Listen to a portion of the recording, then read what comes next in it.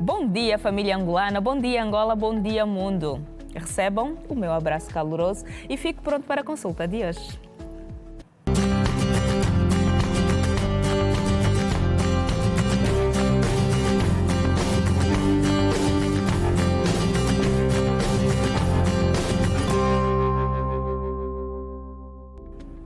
Se ele parar, cria um grande alvoroço na tua vida, na minha e na vida de todas as pessoas que estão à nossa volta. É o órgão que é responsável em distribuir ou bombear o sangue pelo corpo todo. Já sabe do que se trata? Ainda? Nós vamos aqui falar hoje, porque nós precisamos saber se o teu coração, o meu coração, o coração de todo mundo à nossa volta está a bater bem.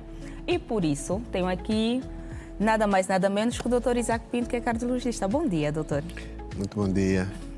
Como é que está os ânimos? Está tudo bem, graças a Deus. Está tudo bem. O coração está saudável? O coração está saudável, sim. Ainda bem. Graças a Mas, Deus. doutor, nós estamos aqui porque vamos celebrar o Dia do Coração, que é celebrado a 29, não é? Celebramos a 29 de setembro. E por isso é que temos aqui essa necessidade de saber como é que está o nosso coração. Como é que nós conseguimos conhecer o nosso coração? Começando por aí, porque precisamos conhecer os nossos órgãos e o coração. Sim. Olha, antes de mais eu gostava de agradecer à TV Girassol pelo convite que me foi formulado a estar aqui e a partilhar com os telespectadores, nossos irmãos angolanos, e aprender também, sobretudo, algumas informações relativas ao funcionamento do nosso corpo, especificamente para a parte cardiovascular. É verdade. Pois, e então, respondendo à sua questão, como é que nós percebemos o bater do nosso coração? Sim, não é? sim. Como é que percebemos, como é que vamos conhecer, identificar? Olha, bate aqui uma coisinha, o que é? Pois, olha, o coração de todos nós, a princípio, deve bater em dois pontos, ou seja, sob dois momentos, não é? Aqui nós dizemos isso às pessoas, há um tum-tá. Se cada um de nós colocar a mão ao peito, sobretudo do centro ou mais para o lado esquerdo, nós sentimos um bater com esta dinâmica, tum-tá, tum-tá, tum-tá. Como se fosse o ponteiro do relógio. Justamente. Tic-tac, Se bem que o ponteiro, pois, é um pouco parecido, né? Um pouco parecido. Pois, e estes batimentos, na verdade, vão significar alguns momentos que acontecem no nosso coração, né? Coração este que é dos órgãos principais, chamados também vitais do nosso corpo, porque ele participa de um processo fundamental que acontece dentro do funcionamento do nosso organismo, não é?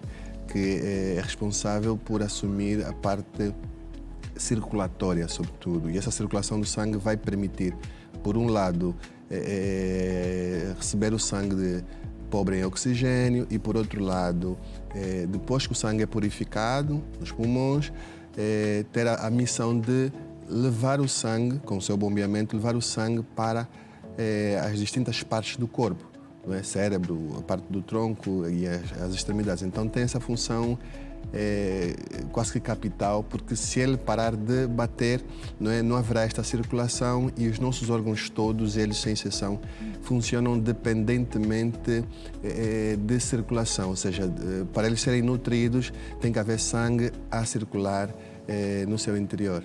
Muito bem, doutor. Quer dizer que o coração é praticamente a mãe. É que gera a vida dos outros órgãos. Sim, ele participa assim, de forma muito importante neste processo, né? Aqui é um órgão que é dos mais sensíveis e mais complexos, que é o cérebro, né? Que depende muito, não é? E os outros órgãos também, que depende muito do sangue que ele recebe. Sangue este que vem da parte circulatória e o principal responsável deste processo é o coração. É o coração. E como é que nós podemos prevenir, não é? Ou seja, cuidar do nosso coração?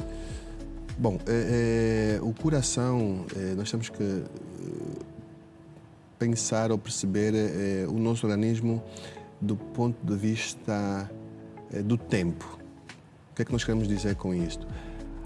Um indivíduo é criança, até antes de ser criança é um concepto, não é? Sim. Um bebê na barriga da mamãe, um feto que vai crescendo, e depois vem cá para fora, não é? É um nenenzinho, cresce, depois fica um neonato até 28 dias, depois um neném mais pequenino, um pré-escolar, um pré-adolescente, adolescente, pré-adulto e adulto, depois fica idoso. Essas fases todas da vida.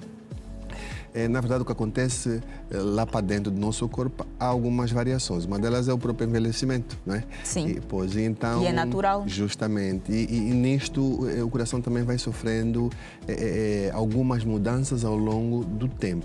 Então, daí que, em função disso, algumas medidas precisam ser levadas em conta para garantir com que, mesmo com o passar do tempo, o coração esteja a funcionar nas suas mais perfeitas condições. Não é? E então, se por um lado nós precisamos perceber quando uma criança nasce se está tudo muito bem, ou seja, mesmo até durante a gestação, o ginecologista ou a ginecobstetra vai lá e consegue escutar os batimentos do bebê, já para ver se está tudo ok. Que é um batimento parecendo um tambor. Sim, um pouquinho mais acelerado, porque as crianças têm os batimentos um pouquinho mais rápidos, que se nós compararmos com um adulto, por exemplo, o bater do coração de uma criança de 6 meses ou de 3 meses é muito mais acelerado que o bater do coração de um adulto de 40 anos, não é? Consequentemente, o bater do coração do adulto de 40 anos está um pouquinho acima de uma pessoa com 70 anos, um idoso, né? Então, o coração tem essas características. Então, o que é preciso fazer ao longo do tempo é adotar um conjunto de medidas para, entre aspas, se conservar o bom funcionamento do coração. Pois. Muito bem. E que medidas vêm a ser estas? Por exemplo, nós somos uma população que tem este modo de viver muito acelerado. Nós acordamos, estamos logo a pensar no que vamos fazer, mal dormimos, temos que pensar no dia de amanhã. Então, como é que nós vamos cuidar do nosso coração sem fazer com que ela adoeça? Ok. Bom, o coração, para começar, eu diria que o coração é um órgão que é muito sensível. Não é? É muito sensível, tanto que do ponto de vista filosófico acaba assumindo funções acima até do próprio cérebro, né? A gente diz que o coração é para lá que estão os sentimentos, é para lá onde se geram os sentimentos, então tem até essa componente filosófica.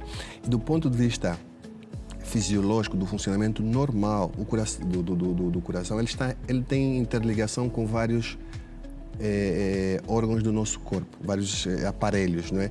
O coração está muito ligado, como eu disse, à parte neurológica, o sistema nervoso, está ligado à componente respiratória, não é? A parte pulmonar, a parte respiratória no geral, e depois também ele recebe estímulos hormonais muito fortes, daí que a gente quando diz, olha,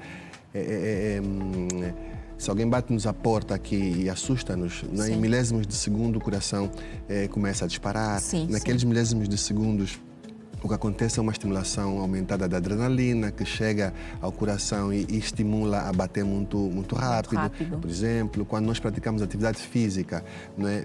Via conexão com o cérebro, o coração entende que ele precisa bater mais para levar o sangue com mais rapidez para o cérebro e outras partes do corpo, e aí o coração bate mais rápido. Quando nós estamos a dormir, por exemplo, pela conexão com o sistema nervoso central, o coração recebe a comunicação de que agora não precisa bater com muita rapidez e vai batendo mais lentamente, muito lentamente. Porque ele entende que está a descansar. Pois, em função da conexão com estes órgãos, com esses aparelhos e sistemas do nosso organismo, o coração recebe, entre aspas, essa comunicação, pois, essa informação.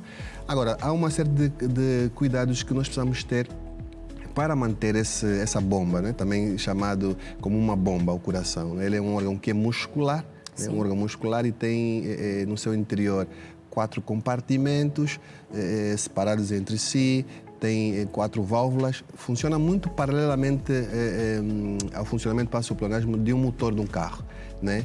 É uma bomba que é mecânica, mas para funcionar, funciona muito por conta de uma estimulação também elétrica. É como se dentro do coração tivéssemos um sistema elétrico, assim, semelhante ao de uma casa, não é? Pois, e há uma energia que precisa ser gerada dentro do coração e conduzida pelo músculo cardíaco completo para que o coração consiga bater, não é? Muito bem. Pois, então, há aqui um sincronismo que não pode falhar. Sim. E que se falhar, então, o coração começa a bater mal e é também capaz de parar de bater. Então, nós chamamos isso de fatores de risco, não é? Fatores de risco precisam ser colocados à parte para que este coração não adoeça. Então, daí que algumas medidas podem ser adotadas. Quais? Não é? As mais simples. Exatamente. E vamos saber as medidas simples que precisamos prevenir a população. Justamente. A prática da atividade física, não é? A prática do exercício físico é fundamental porque melhora cada vez mais a componente da circulação do próprio sangue, deixa os nossos vasos sanguíneos, sobretudo as artérias, com uma capacidade melhor de se dilatarem, não é? E isto faz com que o indivíduo seja menos hipertenso, tenha hipertensão muito mais tarde, com idades mais adultas, não é? E também favorece uma melhor oxigenação dos tecidos em geral, porque o sangue circula melhor, por um lado. E o exercício físico também tem uma função importante na parte osteomuscular, não é? Tonifica os músculos, melhora a própria respiração, ou seja, tem vários benefícios, mas aqui especificamente para a parte cardiovascular tem especificamente estas vantagens, não é? Então estamos a falar do exercício físico, estamos a falar que o indivíduo fazendo exercício físico vai deixar de ser sedentário, que é um outro fator de risco que favorece o surgimento de doenças cardiovasculares. Não é? E quando falamos em exercício físico, o que se recomenda é que o indivíduo adulto consiga pelo menos fazer alguma atividade física que consiga, no mínimo, consumir nelas 150 minutos durante 7 dias e podem ser distribuídos ao longo dos 7 dias. Não há aqui uma atividade física específica, não há para isso. Mas o importante é pôr o corpo a trabalhar. Justamente. Caminhada, simples, saltar uma corda em casa, uma corrida. Muito bem. Não precisa ir obrigatoriamente ao ginásio, uma caminhada em casa, desde que tenha esse padrão de regularidade. Se conseguir, por exemplo, 30 minutos isto por dia já está. Já é uma mais-valia. Então, falamos de exercício físico, que isso vai ser contra o sedentarismo. Sim. Vamos falar também aqui de alguns hábitos que são tóxicos, não é? Hábitos etílicos, não é? As pessoas consomem bebida alcoólica. Exatamente, qualquer tipo de bebida alcoólica tem uma componente primeiro inflamatória, ou seja, o álcool em qualquer das formas de consumo acaba gerando uma inflamação a nível dos vasos sanguíneos e isto pode fazer com que surjam várias doenças no fórum cardiovascular, por exemplo. Cigarro, o fumo do cigarro e outras drogas também, não é? E nós, quanto a isso, abrimos aqui chamamos aqui uma particular atenção porque temos hoje a juventude a usar... Esta juventude, doutor, vamos falar delas daqui a pouco, porque a juventude, de facto, é o futuro do amanhã e o presente de hoje e precisa ser bem preservada e bem instruída. Mas agora é hora de você conectar-se, visite as nossas redes sociais e volte conosco porque até já.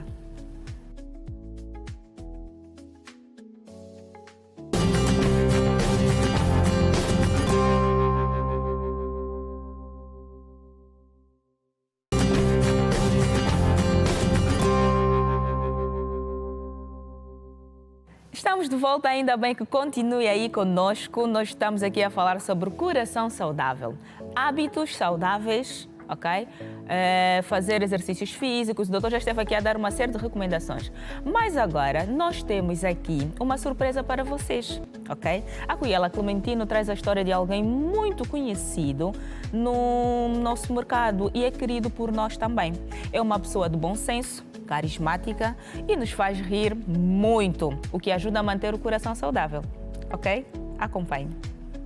O humorista Cesalto Paulo, membro do grupo Estonesa, sofreu há 6 meses um ataque cardíaco e precisou ser levado com urgência para o complexo hospitalar Cardeal Dom Alexandre do Nascimento, localizado em Luanda.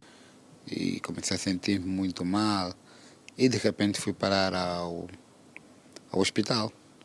E no hospital, graças a Deus, havia uma médica que, ao fazer os testes, paludismo e tudo muito mais, porque depois também fui me recompondo, disse, não pode, se alguma coisa está acontecendo.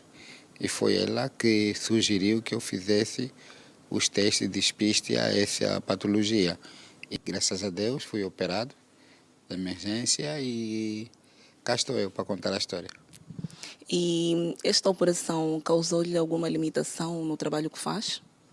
Não, é tudo muito mais difícil. Em primeiro lugar, porque hoje em dia os humoristas são cada vez mais interativos e limita muito porque, de certa maneira, essa patologia não é como um paludismo. Eu também pensava assim, que depois de uma semana está recuperado e volta tudo ao normal e tudo mais. Não, aqui leva algum tempo porque mexe com muita estrutura orgânica daquilo que é o processamento das funções físicas, biológicas e tudo mais.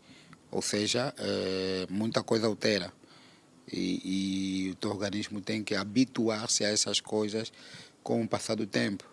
Há quem aguenta para voltar tudo ao normal 1 ano, outros mais, outros menos, mas em termos daquilo que é, na minha opinião, no meu ver, cansaço é muito mais cansaço é muito mais evidente. Obrigada, Cuyela Clementino, por esta matéria linda e a Cesalto por ter aceitado participar dela.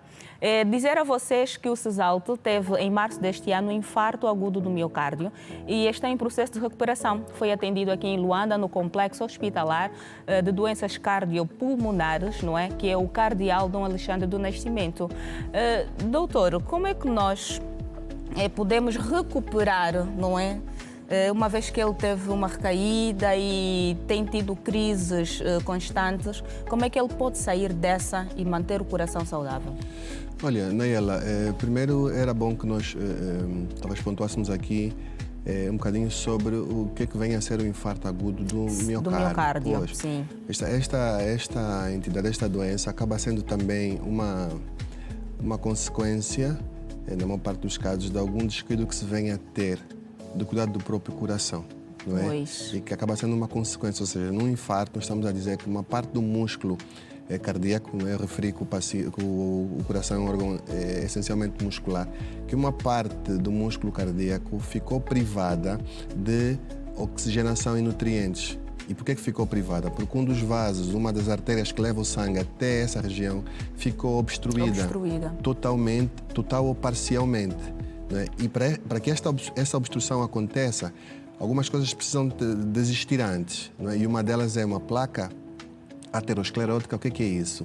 É, na parede do vaso, termos como se fosse uma crosta que se vai formando ao longo de muitos anos. E essa crosta tem no seu constituinte uma boa parte de gordura, colesterol, não é? E aqui, sobretudo, o mau colesterol, não é? Que favorece o crescimento dessa crosta, que vai crescendo como se tivéssemos uma mangueira, não é? E essa crosta fica lá dentro, começa a fechar o caminho da passagem d'água. Chega uma hora que entope completamente e não passa mais a água para o outro lado. Ou também, como diminui a passagem, passa uma quantidade de água reduzida. E que o músculo naquela altura, e qual é essa altura?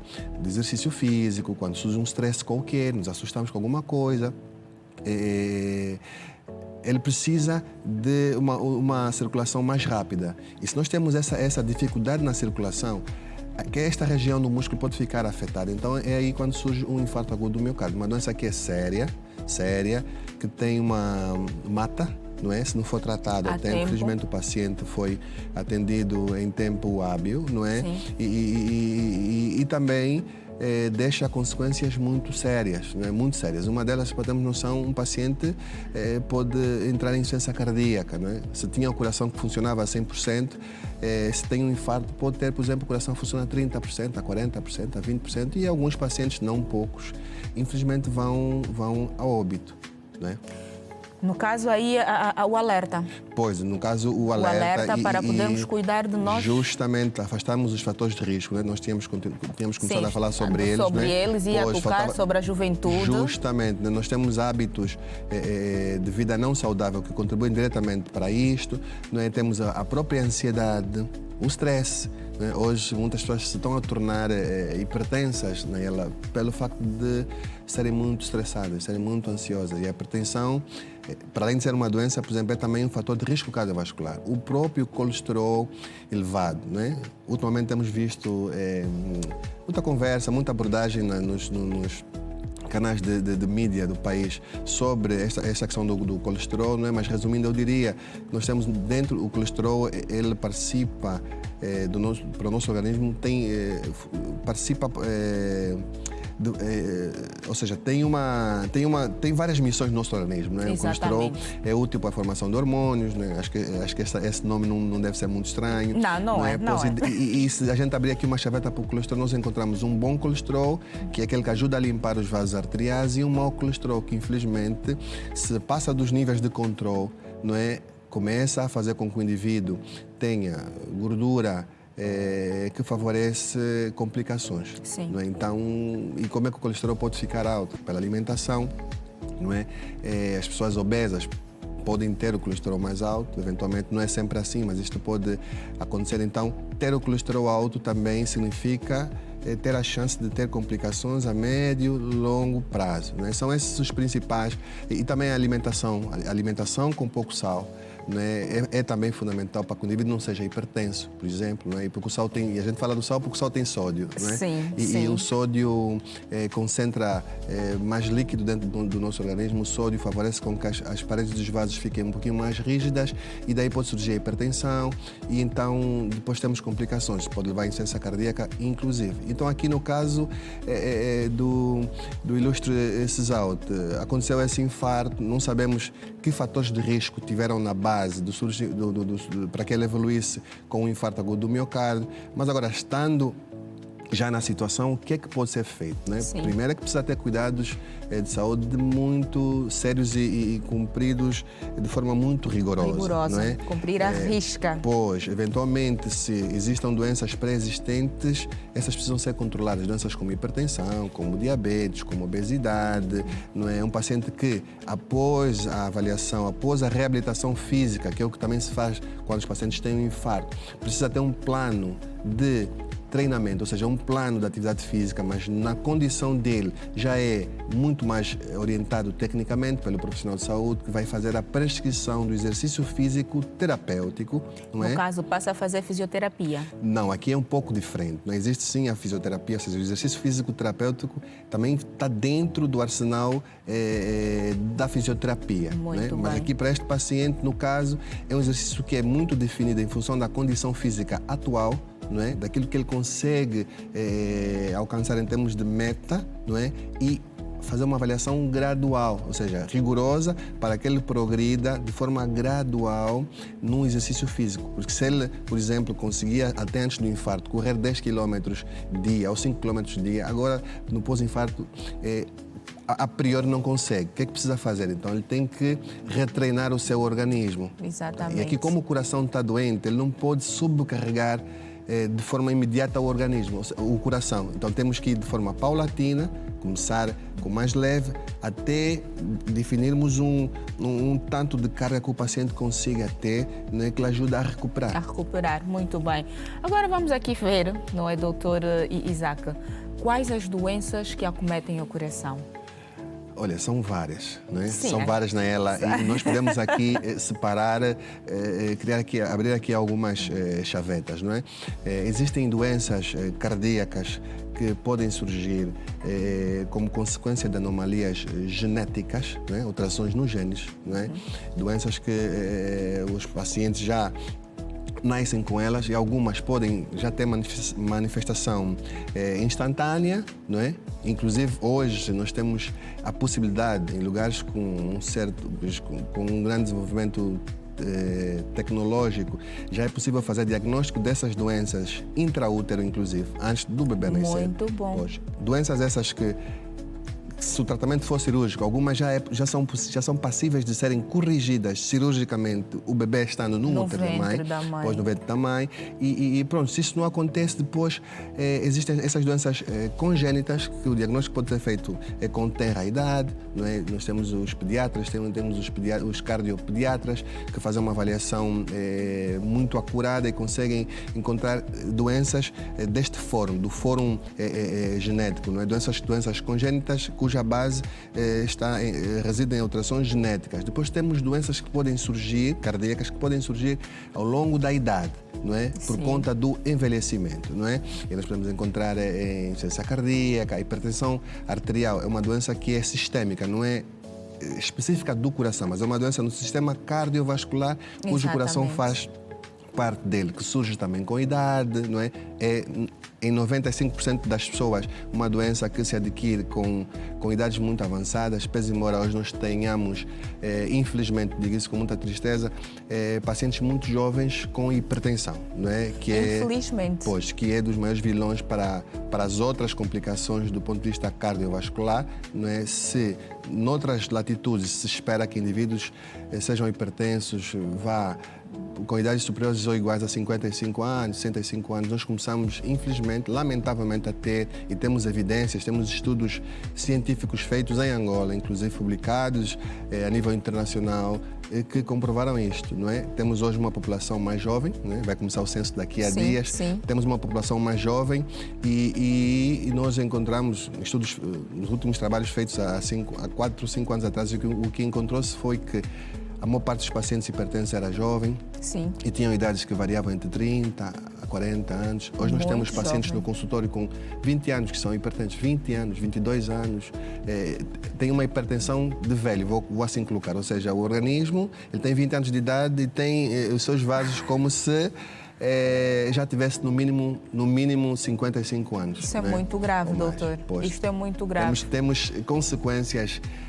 Temos pacientes hoje com 35 anos com AVC, por exemplo. Pacientes com 40 há um anos. índice muito elevado, doutor, e é preocupante, de facto.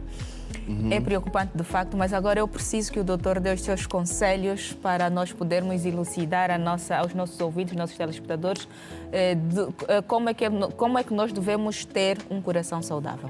Olha, precisamos, o conselho que eu daria é alimentação mais saudável, a prática da atividade física, a descontinuidade, quiçá, a cessação de hábitos tóxicos como o uso de bebida alcoólica, o cigarro, drogas, eu vou falar aqui drogas, sobretudo a cocaína. Nós hoje, em Angola, começamos a ter casos de pacientes que infartam, que têm infarto agudo do miocárdio por consumo de cocaína. Né? E nós falamos aqui com uma certa propriedade porque atendemos pacientes nesta condição. Né? Que é uma situação que é extremamente grave. Então, são esses conselhos que deixamos para que um indivíduo consiga ter uma saúde cardiovascular boa. E para aqueles que eventualmente já tenham uma doença instalada, que sejam hipertensos, que tenham insuficiência cardíaca, que tenham tido um infarto agudo do miocárdio, que tenham arritmias cardíacas, que é outro grupo de doenças do Fórum Cardiovascular, que não percam de vista o segmento médico, não é? Que não percam de vista o acompanhamento médico, que tenham um profissional que o siga, que façam as consultas regulares, que façam o tratamento regular, que façam as avaliações periódicas para que se possam prevenir complicações e consigam ter uma vida o mais saudável possível dentro das doenças que têm. Muito bem, doutor. Estes foram os conselhos. Eu digo a você que possa acatá-los e começar a cumprir, não é só ouvir, é começar a pôr em prática e fazer com que o nosso coração bata e viva e dure por muitos anos. É hora de você conectar-se mais uma vez, visite as nossas redes sociais. O nosso consultório fica aberto porque você existe. Rede Girassol Angola, da Yael Silva Comunica. Vá à nossa página do YouTube, o nosso portal giranoticias.com e já sabe que nós estamos e somos visíveis nos canais 20 da ZAP, 54 da TV Cabo e 508 da DSTV. Beijos e abraços.